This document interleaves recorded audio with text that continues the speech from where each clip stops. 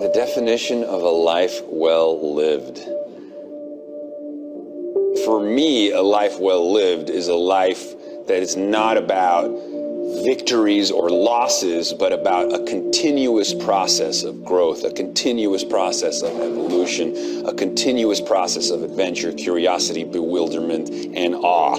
One in which you don't go quietly into that good night at the end of the race, but instead you rage and rage and rage against the dying of the light. Define life according to your measures of success, but it really is things, I believe, like expressing your power, doing work you find meaningful, regardless of what the world thinks, finding people around you who love you, enjoying nature, serving people, being a good human being. I finally realized there's something inside of us more than our limits. Today, all of us can have an impact. The difference between having an impact and not having impact is a decision. It's not resources, it's not money, it's all there, it's a decision. So I want to talk a little bit about mindset today, about thinking, about how we think. Because ultimately it's the most critical thing. What distinguishes us as humans from every other animal, what distinguishes one human from another is how we think. And I want to encourage you to think in what I call a bold and abundant mindset. Because how you think matters, and it changes everything in your business, in your life, everything.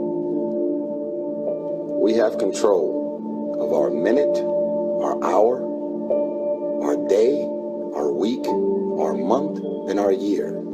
Stop running around being on the receiving end of whatever people want to dump on you.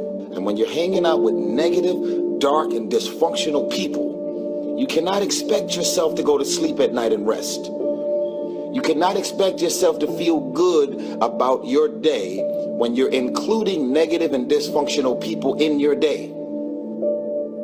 At the end of the day, we are a bunch of people on a little planet in a huge galaxy, and before we know it, we're going to be a bunch of dust. And the great billionaires get buried next to the taxi drivers and the pizza makers, and we are not that big a deal. And I think all that really matters is while we are alive, do your best to use every day as a vehicle to birth your talents into the world. And secondly, if you do that, you're going to serve the world and raise the world with you. And that all just comes from inner power. I mean, that's just deriving your power from a place within, and that's where you get grace, and that's where you get great creativity. That's where you get boundless energy, because it's not about addicted to what the world thinks of you. Because when you're trying to differentiate, when you're trying to do something different, there's going to be that gut moment, that gut sense. Is this right? Is this not right?